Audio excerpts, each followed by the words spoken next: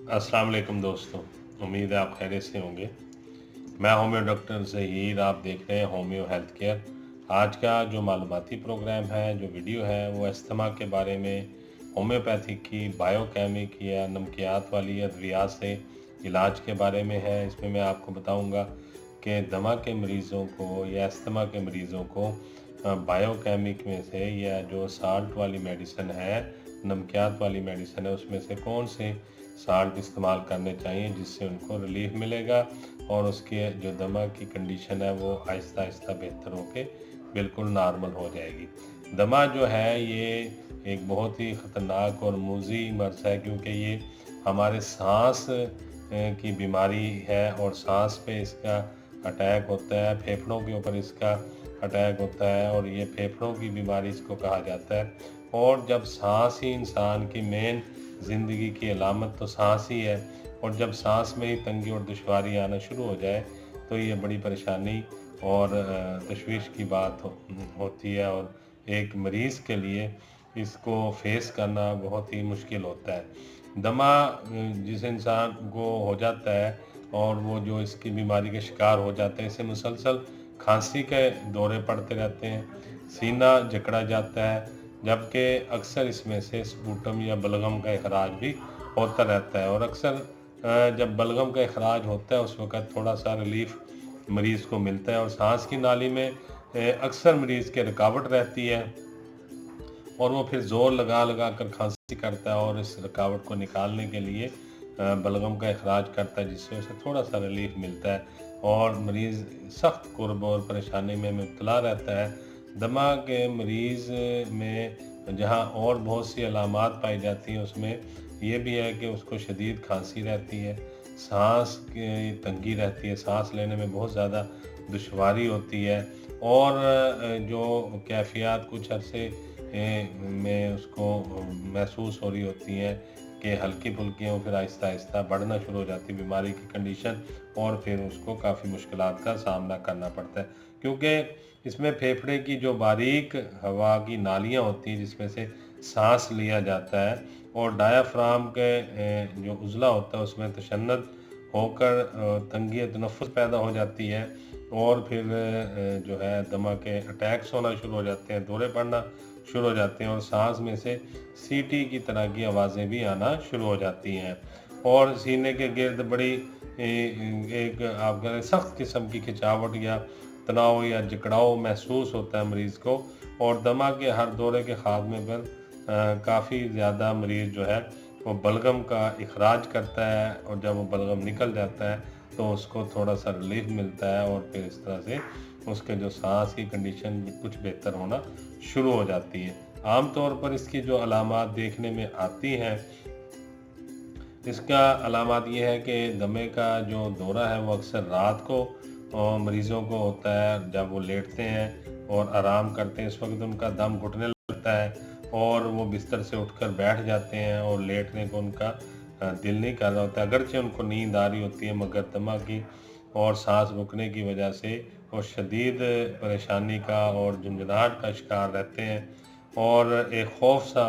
उनके ऊपर मुतला रहता है कि जैसे वो लेटेंगे शायद उनका सांस बंद हो जाएगा। मरीज़ का दम घुटना और ये इस तरह की जो कंडीशन है ये उसको रोज़ाना फेस करनी पड़ती है। खुली खिड़की के पास जाकर या अपने बाजुओं के सहारे आगे को झुककर वो सांस लेता है तो उसमें उसको काफ़ी ज़्यादा रिलीफ मिलता है। कमर और सीना के तमाम उज़लात पर वो काफ़ी ज़्यादा ज़ोर डालकर खांसी करने की कोशिश करता है, और खांसी करने के कुछ देर बाद उसको जो सांस है वो कुछ नॉर्मल होता है, कुछ बेहतर होता है, लेकिन सांस काफ़ी ज़्यादा वो खींच कर और बुलंद आवाज़ में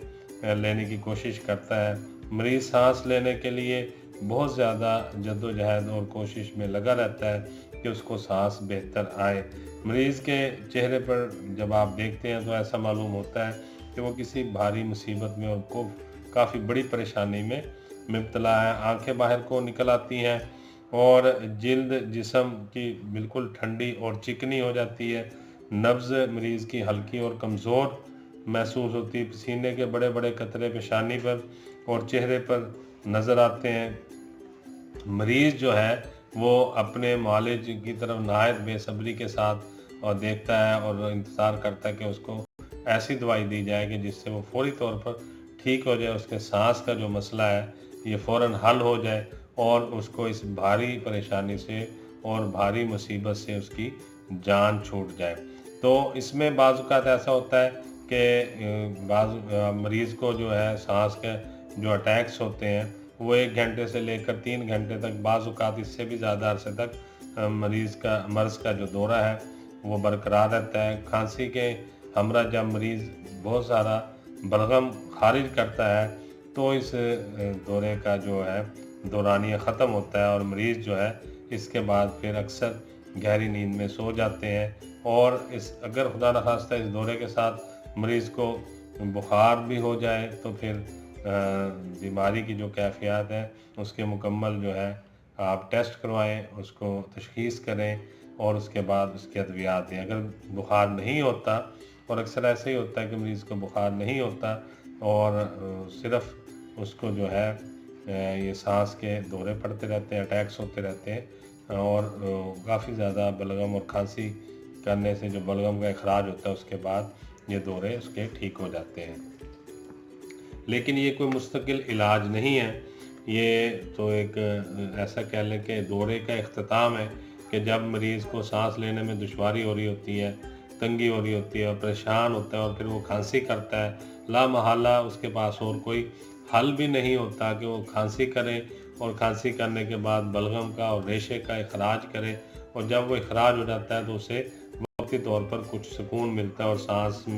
उसकी रवानी जो है सांस की कुछ बेहतर हो जाती है। अच्छा, अब चलते हैं इसके असबाब की तरफ। इसमें नुक्स हाज़मा एक बहुत बड़ा सबब है कि जब हाज़मे की ख़राबी अक्सर रहती हो, बदहज़मी रहती हो, या आप कोई ऐसी ग़िज़ाएँ इस्तेमाल करते हो जो कि प्रॉपर सेहत के हिसाब से ठीक ना हो, और कभी बहुत ज़्यादा तेज़ मिर्चों मसाले वाले खाने, शकील ग़िज़ाओं का इस्तेमाल है, बाज़ारी खानों का इस्तेमाल है, और या फिर बहुत ज़्यादा धूल मिट्टी में रहने वाले लोग हैं जो ऐसी जगहों पे काम करते हैं जहाँ पे बहुत ज़्यादा मिट्टी या धूल वगैरह होती है, ख़ासकर कपड़े की मिलों में, फैक्ट्रियों में काम करने वाले लोग हैं, या जो केमिकल वगैरह की फैक्ट्रियों में काम करते हैं ऐसे लोग हैं, या जहाँ पे रुई या काटन का काम हो रहा होता है उस जगह पे रहने वाले लोग हैं, तो उनमें ये ज़्यादा असरात दमे के जो है वो देखने में आते हैं और उनकी दमे की कंडीशन जो है ऐसी अक्सर उनको सांस के प्रॉब्लम रहते हैं। और इसमें मौसम की ख़राबी, मौसम की तब्दीली का भी बहुत असर है कि मौसम की यकजक तब्दीली के साथ जहरीले और खराशदार जो है ज़र्रात जो है अगर वो मरीज़ इनहेल कर लेता है, सांस के ज़रिए अंदर ले जाता है, जैसे कि जो कि ऐसी जगहों पे लोग काम करते हैं जो कारखानों में जहाँ पे गंदक का या तेज़ाब का या क्लोरीन वगैरह का काम होता है, तो जब मौसम की तब्दीली होती है अचानक से, तो वो ऐसे ज़र्रात जो मौसम की तब्दीली के साथ सांस के ज़रिए अंदर चले जाते हैं और जाकर फिर ये प्रॉब्लम मरीज़ को दमे का या अस्थमा का मसला हो सकता है। अस्थमा जो है ये ज़्यादातर आपको पता है लंग्स की ही बीमारी है, 100% फेफड़ों ही की बीमारी है, तो इसमें जो होम्योपैथिक की अद्वियात आमतौर पर इस्तेमाल करवाई जाती हैं, बहुत सारी अद्वियात हैं, उसमें मैं पहले वीडियो बना चुका हूँ। आज जो मैं आपको बताने जा रहा हूँ वो बायोकेमिक के बारे में है। आप उन अद्वियात के साथ बायोकेमिक अद्वियात भी मरीज़ को यूज़ करवाएं तो इंशाअल्लाह ताला आप देखेंगे कि बहुत ही अच्छे रिज़ल्ट मिलेंगे और बहुत ही ज़बरदस्त फ़ायदा होगा। लेकिन ये जो रिज़ल्ट है ये चंद दिनों में सामने आएंगे, 5-6 दिन इसमें लग सकते हैं, लेकिन मरीज़ को इससे बहुत ज़्यादा और बहुत ही अच्छा रिलीफ मिलेगा। इसमें जो नमकियात हैं, बायोकेमिक है, जो साल्ट है, मैं आपको बता देता हूँ जो आपने अदर मेडिसिन के साथ यूज़ करवाने हैं। जो होम्योपैथिक की आप दमे की मेडिसिन पहले मरीज़ को दे रहे हैं, उसके साथ ये मेडिसिन भी आप ज़रूर